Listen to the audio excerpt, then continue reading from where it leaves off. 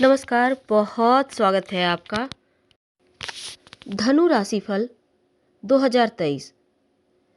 17 जनवरी 2023 को आपकी साढ़े साती समाप्त होने वाली है। लेकिन साल की शुरुआत कुछ खास होने वाला है, क्योंकि साल की शुरुआत में ही राजयोग बने हुए हैं। और राजयोग भी जैसे जो लोग ज्योतिष पर यकीन रखते हैं और ग्रह नक्षत्रों की चाल पर विश्वास रखते हैं, उनके लिए ये जानने की इच्छा तो होती ही है कि नया साल उनके लिए कैसा रहेगा जब शनिदेव उनके ऊपर से हटेंगे, या जैसे कि धनु वालों पर साढ़े साती चल रही है, साढ़े साती का हटना कैसा रहेगा। तो साल 2023 बहुत सारी खुशियां लेकर आएगा। तो इस तमाम जिज्ञासा को आज हम आपके शांत करेंगे। हर बातों का जवाब आपको इस वीडियो में मिल जाएगा।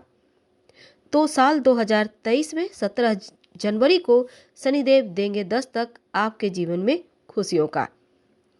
तो शुरुआत बहुत शुभ है इस साल की, क्योंकि अश्विनी नक्षत्र में कन्या लग्न और मेष राशि में 2023 की शुरुआत होगी। और इस दिन सुबह शिव योग और फिर सिद्धि योग और इसके बाद सर्वार्थ सिद्धि योग भी बना हुआ है। तो शुरुआत में भले ही शनिदेव मकर राशि में है और साढ़े साती भी इस समय आपकी चलेगी, लेकिन 17 जनवरी को जैसे ही वो कुंभ राशि में जाएंगे, तब धनु राशि वालों आपकी साढ़े साती समाप्त हो जाएगी।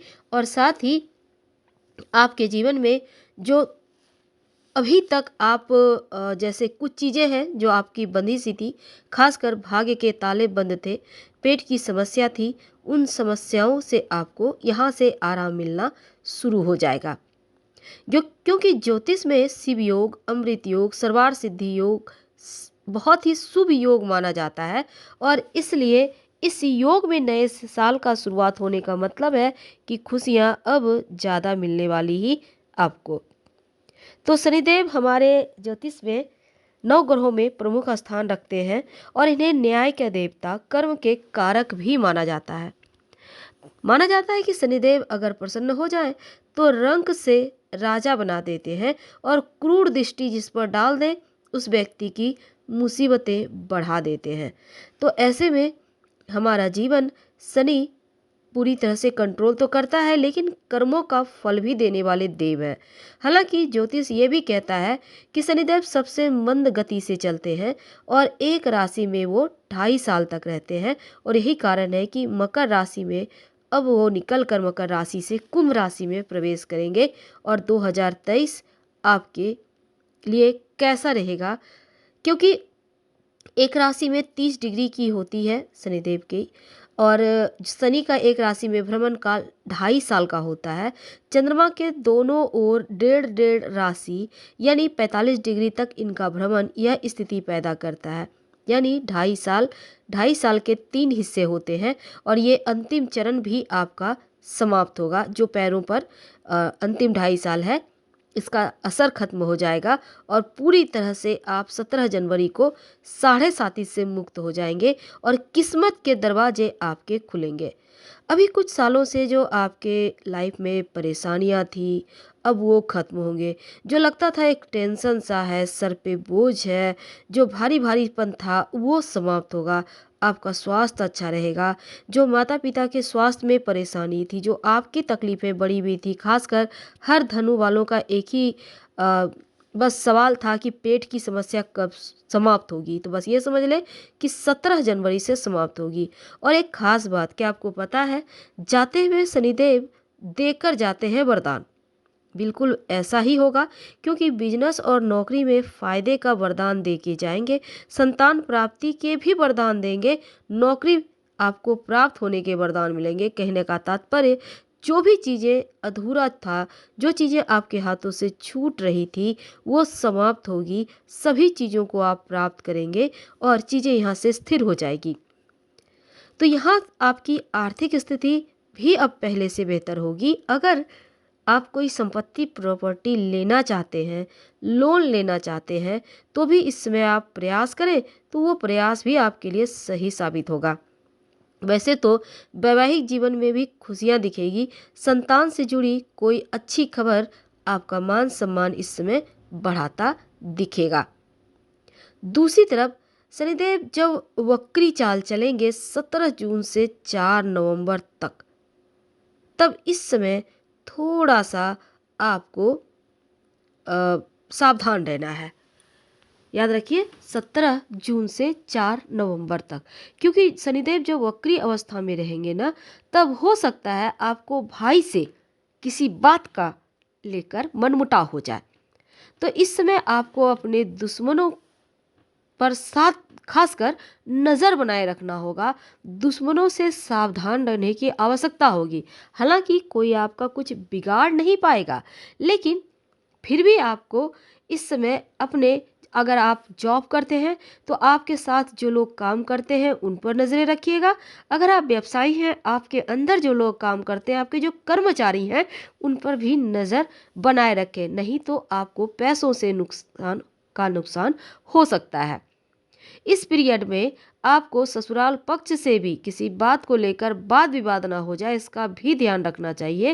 हालांकि कुछ कार्यों में छोटी मोटी अड़चनें आएगी, लेकिन कुछ मामलों में भाग्य का साथ भी मिलेगा।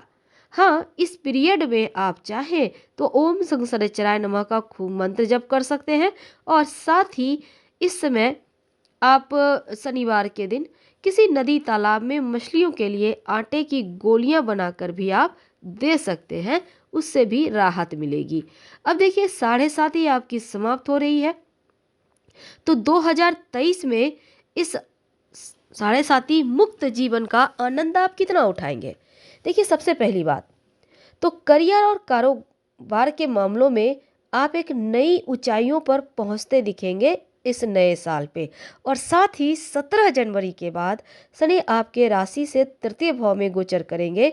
शनि की 7:30 से मुक्ति मिलेगी, और अप्रैल के महीने में भी देवगुरु बृहस्पति आपकी राशि से पंचम भाव में गोचर करेंगे, और इसका शुभ फल आपको प्रभाव देखने को मिलने लगेगा।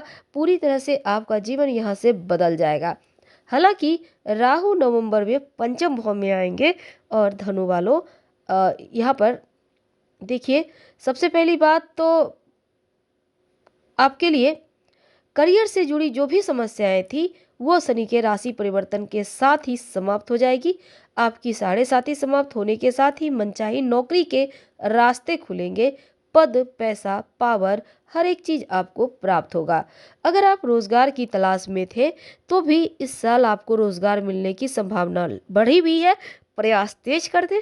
सरकारी नौकरी करते हैं, मनचाहा जगह आपका ट्रांसफर हो सकता है, और इस पीरियड में आप अपना प्रोफेशन भी चेंज कर सकते हैं। वैसे तो कारोबारियों की बात करें तो बस ये समझ लें कि अच्छे दिन शुरू हो रहे हैं। यहाँ से आपके अंदर एक नई ऊर्जा होगी, और आप नई डील करके भी आप आगे बढ़ पाएंगे, खुद उन्नति करेंगे, और लोगों को भी आप मौका देंगे। धन की बात करें तो बस दो बातों का ध्यान रखिएगा। अनावश्यक खर्चों पर कंट्रोल करना है, और साथ ही जिन लोगों ने अभी तक निवेश करके रखा है उनको लाभ तो मिलना तय है। अब इस समय देखिए, अगर आप परेशान थे कि धन पर आप बचा नहीं पा रहे हैं, तो ये समझ लें कि अप्रैल के महीने से आप धन बचाएंगे भी, आपका बैंक बैलेंस भी बढ़ेगा। लेकिन फिर भी यहाँ पर देखिए, अगर आप खुद का कारोबार करते हैं तो विभिन्न स्रोत से धन मिलेगा, लेकिन हर किसी पर भरोसा करके उधार देने लेने से थोड़ा सा यहाँ पर कंट्रोल रखें। प्रेम के मामलों में बहुत अच्छा वक्त रहेगा, क्योंकि अब यहाँ पर मनचाहा पार्टनर भी मिलेगा, और लंबे समय से अगर प्रेम संबंध मजबूत होंगे। हालांकि वैवाहिक जीवन भी सुखद है। ससुराल पक्ष के लोगों को जज मत कीजिएगा, नहीं तो दाम्पत्य जीवन पर इसका बुरा प्रभाव पड़ेगा। अब आपके घर परिवार में शुभ मांगलिक कार्य भी होंगे, कलह क्लेश समाप्त होंगे, संतान प्राप्ति के योग बनेंगे, और अपनों से जो भी मुश्किलें थी, दूरियां थी, वो समाप्त होगी। हालांकि आपका स्वास्थ्य, जो अभी तक सबसे बुरा प्रभाव आपके स्वास्थ्य पे था, वो अब अच्छा हो जाएगा, चीज़ें बढ़िया होगी। फिलहाल हम आपसे विदा लेते हैं। जानकारी अच्छी लगे तब लाइक कर सब्सक्राइब करें, अपनों से शेयर करें, और कमेंट में हर हर महादेव जरूर लिखें। धन्यवाद।